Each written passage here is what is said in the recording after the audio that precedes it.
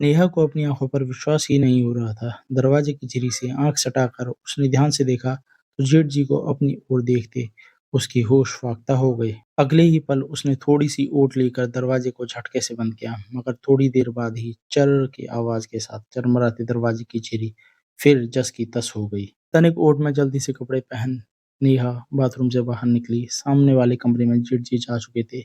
नेहा का पूरा शरीर थर्रा रहा था। क्या उसने जो देखा वह सच है?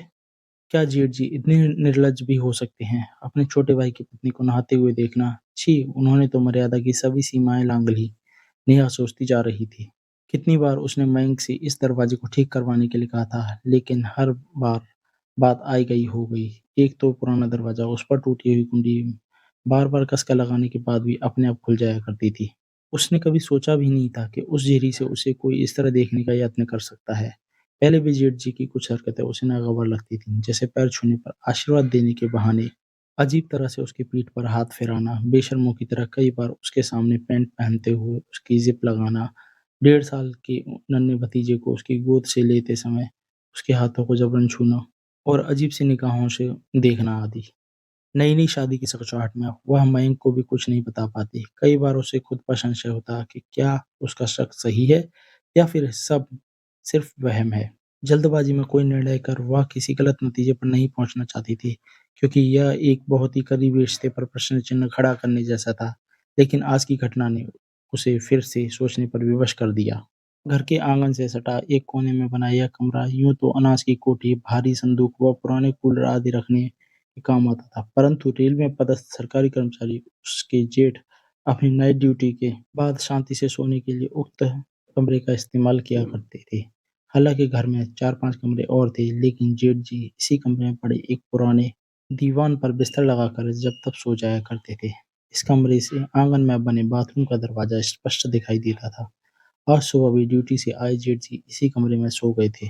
उनकी बदनीयत से अनभिज्ञ नेहा सुबह के सभी कामों को निपटाकर बाथरूम में नहाने चली आई थी। नेहा के मन में भारी उथल-पुथल मची थी।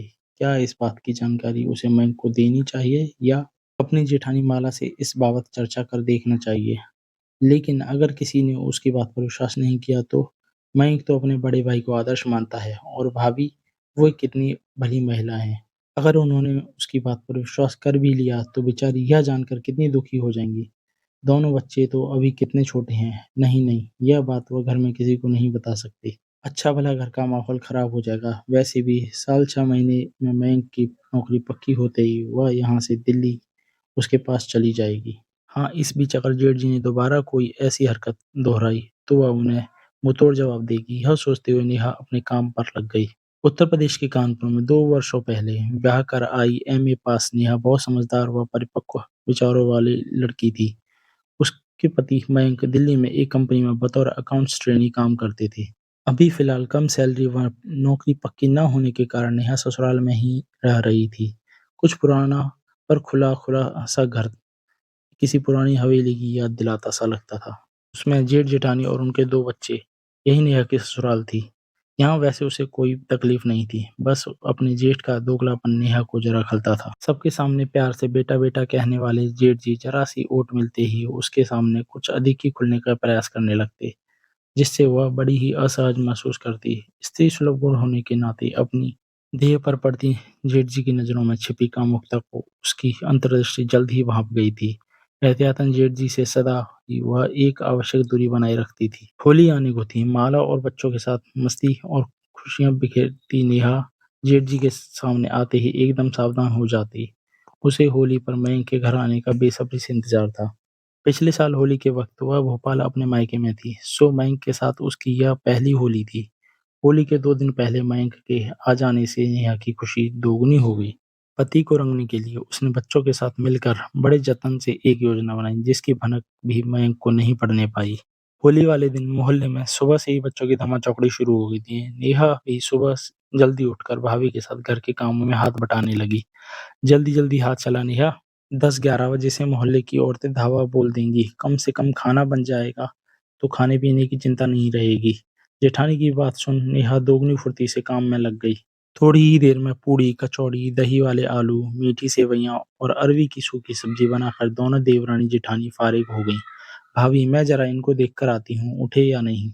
हाँ जा, पर जल्दी करना, माला मुस्कुराते हुए बोली। कमरे में घुसकर नेहा ने सो रहे मयंक के चेहरे पर खूब गत बनाई और मंचे से चौकी में आकर अपना बचा हुआ काम निपटाने में लगी। इधर मयंक की नींद खुलने पर सभी उसका चेहरा देखकर हंसते-हंसते लोटपोट हो गए। हैरान मयंक ने बरामदे में लगे कांच में अपनी लिपि-पुती शक्ल देखी तो नेहा की शरारत समझ गया। भाभी, नेहा कहाँ है? भाई तुम्हारी बीवी है, तुम जानो, मुझे तो सुबह से नजर नहीं आई।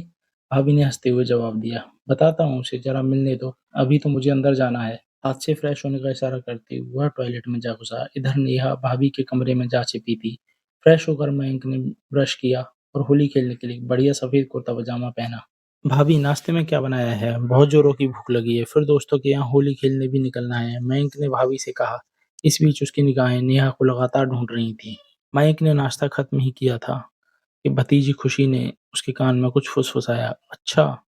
मयंक उसकी उंगली थामे उसकी बताई जगह पर आंगन में आ खड़ा हुआ। बताओ कहाँ है चाची? पूछने पर 1 मिनट चाचा कहती हुई खुशी उसका हाथ छोड़कर फुर्ती से दूर भाग गई। इतने में पहले से ही छत पर खड़ी नेहा ने रंग से भरी पूरी की पूरी बाल्टी मयंक पर उड़ेल दी। ऊपर से अचानक होती रंगों की बरसात में बेचारा मयंक पूरी तरह से नहा गया। उसकी हालत देखकर एक बार फिर से पूरा घर ठहाकों से गूंज उठा। थोड़ी ही देर पहले पहना गया सफेद कुर्ता पजामा अब गाढ़े गुलाबी रंग में तब्दील हो चुका था। ठहरो अभी बताता हूँ तुम्हें, कहते हुए मयंक जब तक छत पर पहुंचा नेहा गायब हो चुकी थी। इतने में बाहर से मयंक के दोस्तों का बुलावा आ गया। ठीक है, मैं आकर तुम्हें देखता हूँ, भनभनाता हुआ मयंक बाहर निकल गया। इधर भाभी के कमरे में अलमारी की एक साइड में छिपी नेहा जैसे ही पलटने को हुई, किसी की बाहों ने उसे अपनी गिरफ्त में ले लिया। उसके हाथ नेहा की छाती पर थे। उसने तुरंत ही अपने को उन बाहों से मुक्त करते हुए जेठ जी पर तीखी निगाह डाली।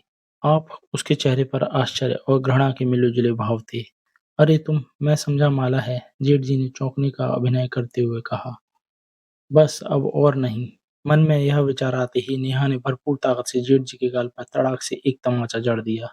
अरे पागल हुई है क्या? मुझ पर हाथ उठाती है। जेठ जी का गुस्सा सातवें आसमान पर था। पागल नहीं हूँ, बल्कि आपके पागलपन का इलाज कर रही हूँ, क्योंकि सम्मान की भाषा आपको समझ नहीं आ रही। गलत थी जो मैं सोचती कि मेरे बदले हुए व्यवहार से आपको अपनी भूल का एहसास हो जाएगा। पर आप तो निर्लज्जता की सभी सीमाएं लांघ बैठे। अपने छोटे भाई की पत्नी पर बुरी नजर डालते हुए आपको शर्म नहीं आई? कैसे इंसान हैं आप? इस बार आपको इतने में ही छोड़ रही हूँ। लेकिन आइंदा से अगर मुझ पर ज़रा-सी भी छेड़खानी करने की कोशिश की, तो मैं आपका वह हाल करूँगी कि किसी को मुँह दिखाने लायक ना रहेंगे। आज आप अपने छोटे भाई, पत्नी और बच्चों की वजह से बचे हो। मेरी नज़रों में तो गिर ही चुके हो। आशा करती हूँ, सबकी नज़रों में गिरने से पहले संभल जाओगे। कहकर तमतमाती हुई नेहा कमरे के बाहर चली गई। कमरे के बाहर चुपचाप खड़ी माला नेहा को आते देख तुरंत दरवाजे की ओट में हो गई। वह अपने पति की दिलफेक आदत और रंगीन तबीयत से अच्छी तरह वाकिफ थी, पर रूढ़िवादी बेड़ियों में जकड़ी माला ने हमेशा ही पति परमेश्वर वाली परंपरा को शिरोधार्य किया। वह कभी भी अपने पति की गलत आदतों के खिलाफ आवाज उठाने की हिम्मत न कर पाई। लेकिन आज नेहा ने जो बहादुरी और हिम्मत दिखाई, उसके लिए माला ने मन ही मन उसकी बहुत सराहना की। नेहा ने उसके पति को जरूरी सबक सिखाने के साथ साथ उस घर की इज्जत पर भी आंच न आने दी। माला नेहा की शुक्रगुजार थी। उधर कुछ देर बाद नहाकर निकली नेहा अपने गीले बालों को आंगन में सुखा रही थी। तभी पीछे से मयंक ने उसे अपनी बाजुओं में भरकर दोनों मुट्ठियों में भरा रंग उसके गालों पर मल दिया। पति के हाथों प्रेम का रंग चढ़ते ही नेहा के गुलाबी गालों की रंगत और सुर्ख हो चली और वह शर्मा कर अपने प्रियतम के गले लग गई। यह देखकर सामने से आ रही माला ने मुस्कुराते हुए अपनी निगाहें फेर ली।